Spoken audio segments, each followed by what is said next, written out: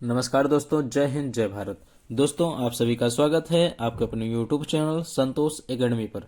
दोस्तों, यह वीडियो कक्षा 12 के प्यारे विद्यार्थियों के लिए है और सबसे इम्पोर्टेंट बात यह है कि यह जो वीडियो है सेंट्रल आइडिया पर आधारित है। और सेंट्रल आइडिया होता क्या है, इसको लिखते कैसे हैं, इस चीज को इस वीडियो में बताया गया है बहुत ही अच्छे ढंग से। 10 सेकंड का समय और लेते हैं, आपको बता देते हैं कि इस वीडियो में महत्वपूर्ण क्या है। और आप यह वीडियो अगर 5 से 7 मिनट तक देख लेते हैं तो कन्फर्म है कि आप यह 4 नंबर का आता है और वह 4 नंबर आप पक्का करके आएंगे। देखिए इस वीडियो में क्या क्या समझा गया, पहले थोड़ा समझ लीजिए। जो सेंट्रल आइडिया है वो आपका एग्जाम में कन्फर्म में आता है, ठीक है, दिमाग में रखिएगा। और कब आता है? हर वर्ष पूछा जाता है। ये क्लियर हो आप सभी लोग? उसके बाद यह जो क्वेश्चन रहता है सेंट्रल आइडिया लिखने का, ये कहाँ रहता है? सेक्शन डी में। अब सेक्शन डी होता क्या है उसको समझ लीजिए। आपका जो एग्जाम पेपर बनेगा इंग्लिश का वो 4 सेक्शन में रहेगा। इसको समझिए। यहाँ पे देखिए आपका ये आपके सामने ये मॉडल पेपर है। सेक्शन ए, एक पैराग्राफ, 2, 3, 4 ये सब रहेंगे। उससे आधारित आपको क्वेश्चन आंसर देने हैं। फिर सेक्शन बी में आर्टिकल लिखने हैं। 2 और 3 क्वेश्चन इसमें होते हैं, दूसरा और तीसरा। सेक्शन सी ग्रामर से रिलेटेड रहता है, एंटोनिम, सिनोनिम ये सब रहते हैं। उसके बाद सेक्शन डी आ जाता है।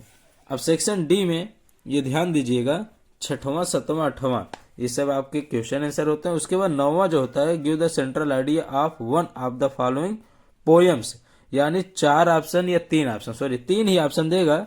3 में से कोई एक आपको करना है और बहुत ही सरल है और कंफर्म आप कर लोगे। अब देखिए सेक्शन डी में क्वेश्चन नंबर कौन सा होता है? 9 नंबर। क्लियर हो ये चीज? एग्जाम पेपर में कितने नंबर का आता है? 4 नंबर का आता है ये प्रश्न, ठीक है, 4 नंबर का प्रश्न आता है। और इस वीडियो में खास बात यह कि इस वीडियो में एक एक शब्द का अर्थ बताया गया है। और सेंट्रल आइडिया का मतलब क्या होता है? सेंट्रल आइडिया का अर्थ होता है केंद्रीय विचार, ठीक है। अब केंद्रीय विचार क्या होता है?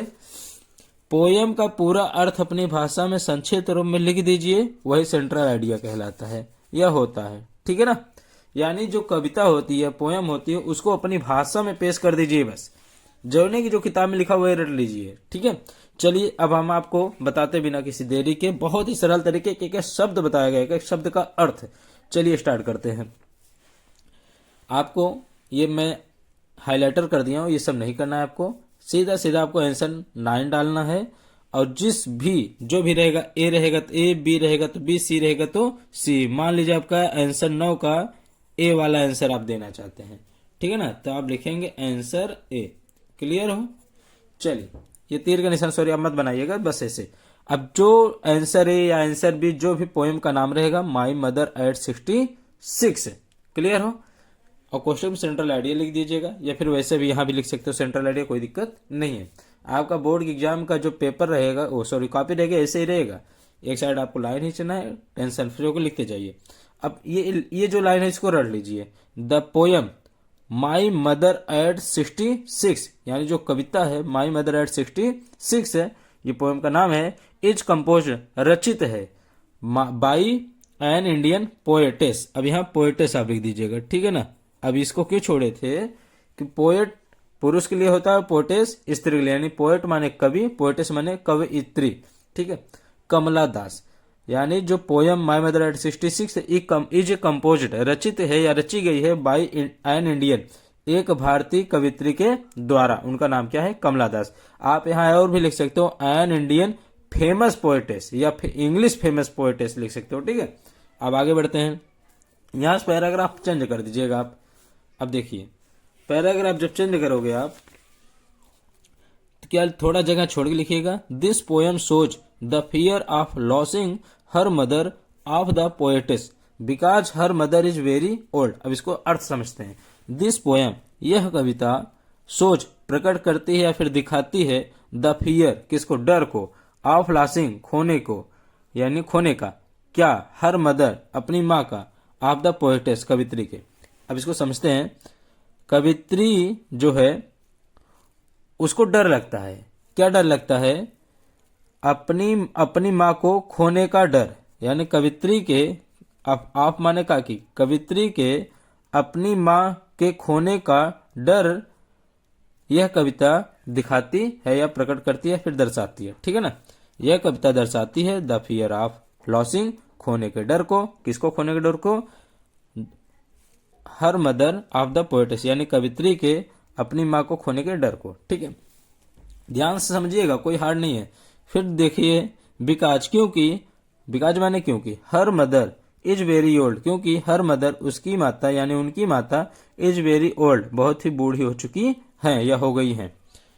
अब आगे देखिए इट सीम्स ऐसा प्रतीत होता है या फिर ऐसा लगता है, दैट माने कि सी विल डाई सून, वह जल्द ही, सून माने जल्द ही मर जाएंगी, future indefinite, she will die soon, वह जल्द ही मर जाएंगी। फिर आगे है पोएटेस गेट्स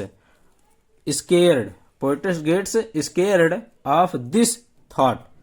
अब पोएटेस यानी कवित्री जो है गेट स्केयर्ड डर जाती है, गेट स्केयर्ड माने डर जाना, ऑफ दिस थॉट इस विचार से, यहाँ ऑफ माने सासी से यानी से रहेगा।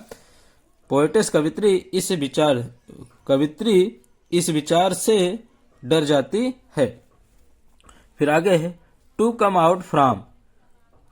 आउट माने बाहर आने के लिए, फ्रॉम दिस निगेटिव थॉट, यानी कवित्री क्या सोचती है आगे, टू कम आउट बाहर आने के लिए, फ्रॉम दिस निगेटिव थॉट्स इस नकारात्मक विचार यानी उल्टा सीधा जो उसके दिमाग विचार आता है उससे बाहर आने के लिए, सी लुक्स वह देखती है, प्रेजेंट इंडिफिनिट वह देखती है ताहती है, आउटसाइड माने बाहर, आप हर कार अपनी कार से बाहर, यानी आप कार भी लिख सकते हो या आप हर कार लिख दो, कोई दिक्कत नहीं, ठीक है ना।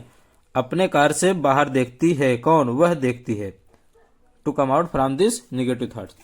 फिर आगे है the world outside is full of joy, जो संसार है आउटसाइड बाहर, यानी बाहर का जो संसार है, इज फुल ऑफ जॉय यानी आनंद से भरा हुआ है, यानी खुशी से भरा हुआ है। द यंग ट्रीज जो नए पेड़ पौधे हैं यानी युवा पेड़ पौधे जो हैं, सीम्ड माने प्रतीत होते हैं यानी ऐसे लगते हैं, रनिंग फास्ट तेज दौड़ रहे हैं, यानी युवा पेड़ पौधे या नए पेड़ पौधे तेजी से दौड़ते हुए प्रतीत हो रहे हैं या होते हैं। जब वो बाहर देखती है, जब आप कार में बैठते हो तो बाहर देखते हो तो ऐसा लगता है कि ना वो सब मेरी तरफ दौड़ते हुए आ रहे हैं और फिर दौड़ते हुए भाग रहे हैं, जब पीछे हो जाते हैं तो भागते हुए जा रहे हैं, और जब सामने देखते हो तो ऐसा लगता है पेड़ पौधे हमारी तरफ आ रहे हैं, वही चीज फीलिंग बताया है। Children looked very happy at the airport, यानी जो एयरपोर्ट वह जाती है अपनी माँ को लेकर, वहां पर वह क्या देखती है? चिल्ड्रेन लुक्ड बच्चे दिखते हैं, वेरी हैप्पी बहुत खुश, एट द एयरपोर्ट पर, हवाई अड्डे पर, ठीक है ना।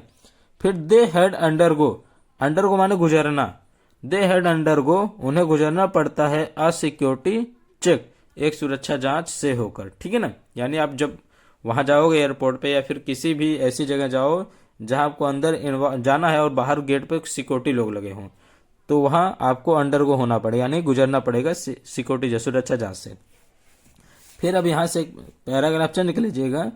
द पोएटेस वाज स्टैंडिंग, यानी जो कवित्री है वाज स्टैंडिंग, इसको समझिए, was standing a few yards away, कवित्री खड़ी है, अ फ्यू यार्ड्स कुछ गज की दूरी पर, अवे माने दूरी, यानी कुछ कदम की दूरी पर कवित्री खड़ी है, फ्रॉम हर मदर अपनी माँ से, यानी उसकी माँ यहाँ है तो वह यहाँ कुछ दूरी पर वो खड़ी है। सी फेल्ट उसने महसूस किया, पेंड यानी दर्द को यानी कष्ट को, उसने कष्ट को या दर्द को महसूस किया, टू लुक देख कर, एट माने की तरफ या के तरफ, the colourless and pale face of her mother. अब इसका अर्थ समझिए, यहां समझिएगा। सी फेल्ट उसने महसूस किया क्या? दर्द को। अब दर्द कब आया, कैसे है? ऑफ हर मदर अपनी माँ के, अब कैसा?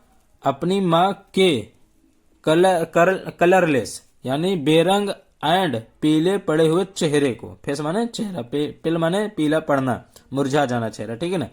अपनी माँ के बेरंग और पीले पड़े चेहरे की तरफ, एट माने की तरफ देखकर उसने दर्द को महसूस किया, अनुभव किया। क्लियर हो? अगर हो तो बैक करके दोबारा देख लीजिएगा। सी बिकम्स, अब जब उसने देखा तो सी बिकम्स वह हो जाती है वेरी सैड, बिकम माने हो जाना, वह हो जाती है वेरी सैड बहुत ही उदास, बट शी हाइड्स, लेकिन ही शी हाइड्स वह छिपा लेती है, हाइड माने छिपाना या छुप जाना, शी हाइड्स वह छिपा लेती है हर फीलिंग्स अपने क्या, अपनी भावनाओं को, उसने अपनी भावनाओं को छुपा लिया, एंड सैड और कहती है टू हर मदर अपनी माँ से, और अपनी माँ से क्या कहती है, सी यू सून अम्मा, सी माने मिलूंगी, यू माने आपसे, सोन माने जल्द ही, अम्मा आपसे जल्द ही मिलूंगी, अम्मा यानी माँ। देखो यह जो कविता है बहुत ही दर्द भरी कविता है। आपके माता पिता जो है वो बूढ़े हो जाते हैं तो उस समय, यानी कोई भी चीज हो, माता पिता से बढ़कर इस दुनिया में कुछ नहीं है, जब ऐसा लगे कि अब आप उनको खो दोगे तो जो डर उत्पन्न होता है, उसी डर को इस कविता में कमला दास जी ने बहुत ही बखूबी तरीके से पेश किया है। ठीक है, देखिए वीडियो बहुत लंबा हो रहा है हमारे हिसाब से, फिलहाल आप देख लीजिएगा, कसम से आप 4 नंबर कंफर्म करके आएंगे, बहुत ही सरल शब्दों का यूज किया है हमने इसमें। चलिए मिलते हैं अगले वीडियो में, तब तक के लिए जय हिंद जय भारत। स्क्रीनशॉट ले लीजिए।